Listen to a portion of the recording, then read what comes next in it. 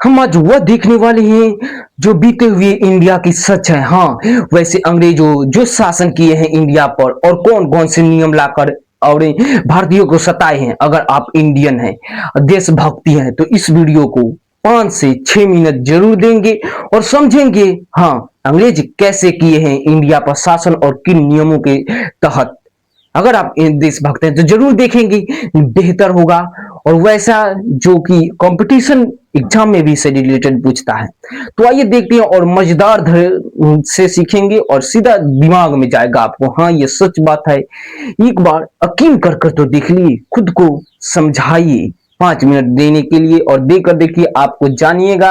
आप तो जरूर देखिए इस वीडियो को बेहतरीन तरह से। और आइए देखते हैं तो क्या हम क्या देखने वाले। हाँ, आपने पढ़ा होगा और जाना भी होगा। कर पढ़ते हैं तो रॉलेट कानून, यानी रॉलेट कानून होता क्या है और क्या किया जाता है।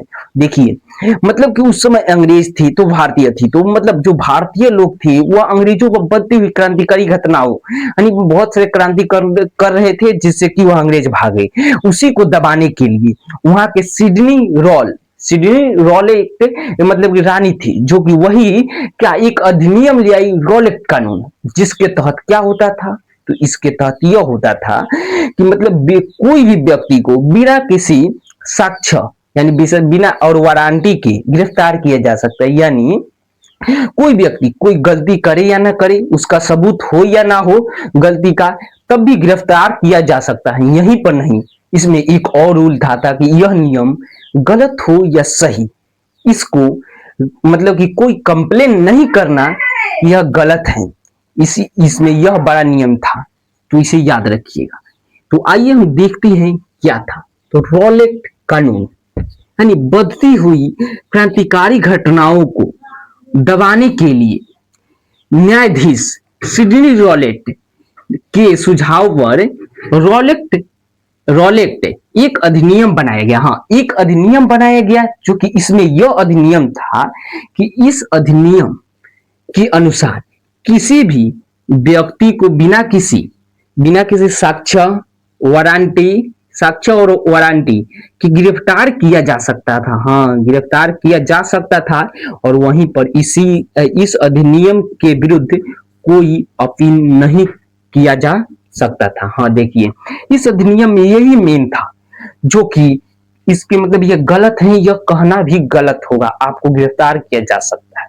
तो आपने देखा ही रॉलेट कानून होता क्या है और समझ गए होंगे। तो जरूर से जरूर इस वीडियो को लाइक भी कीजिएगा और एक देखिए, खुद को बेहतर बनाइए। और एक कोट यह याद रखिए, थिंक बिग बिकम बिग, यानी बड़ा सोचो और बड़ा बनो। जैसा सोचो वैसा बन जाओगे, ऐसे कहते हैं। और बनना भी, देखिए, सोचने में कोई कसर ना छोड़ो बड़ा बनने के लिए। इसीलिए आप लोगों को मतलब एक बेहतरीन खुद को अनुशासित करके रखना है। देखिए, अनुशासित करके रखिएगा, हर चीज होगा। सफल होना एक यह कला नहीं, एक मेहनत होती है। ऐसे कभी हार नहीं मानना, नेवर इन गिव अप, यानी हार कभी नहीं मानना। ये चलते रहता है जीवन का, हार जीत, लेकिन हार नहीं मानना। हाँ, मतलब कि कहते नहीं हम कि मतलब कि बड़ी सोचोगे तो बड़े बनोगे, जैसी सोच वैसे परिवर्तन हो। और समय को वो इतना समय दो कि समय तुमको परिवर्तित कर दे। हाँ, समय को इतना समय दो कि खुद को परिवर्तित कर दे, तुमको इतना बेहतर करो। और समय कभी वापस नहीं आता, ये सुने ही होगी। तो ये जानिएगा, खुद को परिवर्तित कर लीजिए। देखिए, पेरेंट्स, यानी देखिए, कोई भी आप कोचिंग में जाते हैं तो ये सुझाव रहेगा मेरा, तो पेरेंट्स को ले जाइए। अक्सर बच्चे को पेरेंट्स करे समझदार हो रहे हैं, देख ले रहे हैं, हाँ देख रहे हैं, लेकिन पेरेंट्स होते हैं। वहां पर जाइएगा तो पेरेंट्स उस कोचिंग में भी देखते हैं कि कितनी सुविधाएं हैं। कोई भी प्राकृतिक दुर्घटना, आग या बिल्डिंग ढहना, कोई भी कारण हो जाए, उसमें क्या सुविधा है जिससे कि हमारे जो बच्चे जा रहे हैं, पढ़ रहे हैं, वो बच सकते हैं। इस कोचिंग में यह भी ध्यान देना चाहिए इससे, क्योंकि बहुत सारी ऐसी घटनाएं हो रही है जिसमें कि आग लग जा रही है बहुत सारे कोचिंगों में, बहुत सारी गर्मियों के दिनों में, जिसके कारण वह बच्चे कितने मजबूत भी रहिए। खुद को स्वास्थ्य पर भी ध्यान दीजिए, तो मजबूत रहिएगा, कोई भी मुसीबत से निकल जाइएगा। और खुद को परिवर्तित करिए, खुद को बेहतर बनाइए। एक बार खुद से पूछिए, क्या आपको क्या पाना है जीवन में। बहुत कुछ पाना है तो बहुत कुछ खोना भी होगा। हाँ, हर कोई कहता है कुछ पाने के लिए कुछ करना होता है, लेकिन मैं कहता हूँ कुछ पाने के लिए कुछ खोना होता है। हाँ, इसे याद रखिएगा, करना और खोना। कि हर लोग से, हर तरह से लोग से पूछो तुम क्या पाना चाहते हो, कहते हैं 100 प्रकार की चीजें करें, मुझे ये चाहिए। उससे एक बात पूछ लो, क्या खोना चाहते हो, उसके लिए क्या छोड़ना चाहते हो। नॉट मैं कुछ भी नहीं छोड़ना चाहता, तो ये भी सोच लो, पाना भी मुश्किल होगा, नहीं पा सकते, इसलिए छोड़ना होगा। इसीलिए समझ लो, आप लोगों को ये समझदारी होनी चाहिए। और देखिए, इस वीडियो को समझ में आया होगा, तो आइए हम देखते हैं और इम्पोर्टेंट लास्ट में जानकारी आपको दे रहे हैं अब इस कानून के बारे में। कौन था? तो रॉलेट कानून। रॉलेट कानून होता क्या है और कैसे काम करता है, देखिए।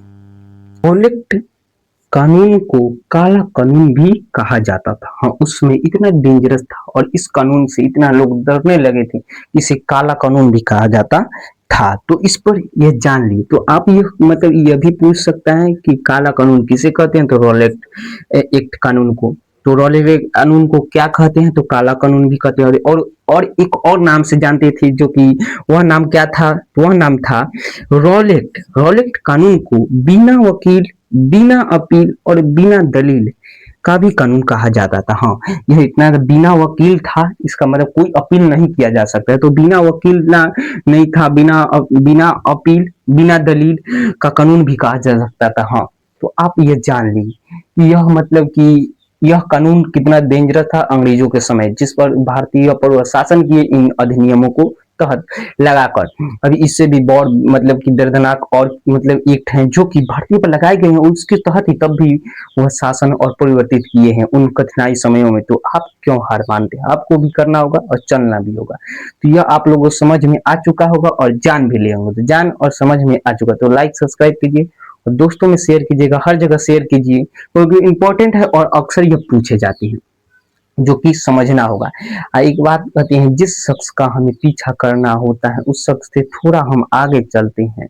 लोग कहते हैं उसके गांव का एक और संकेत है कि हर नलके का पानी मीठा होता है। हाँ, यह भी बताता है और संकेत है। तो आप इस पर ध्यान दीजिएगा, और ऐसे मीम्स और शायरी आपको पसंद आती है तो ये भी कहिएगा, और बेहतर आपको बताएंगे और जानेंगे। पढ़ाई के साथ इंटरेस्ट भी रखिए और ज्यादा से ज्यादा शेयर करके सब्सक्राइब कर लीजिए। थोड़ी सब्सक्राइब से क्या जाता है आप लोगों को। थैंक यू, मिलते हैं अगले वीडियो में। जय हिंद।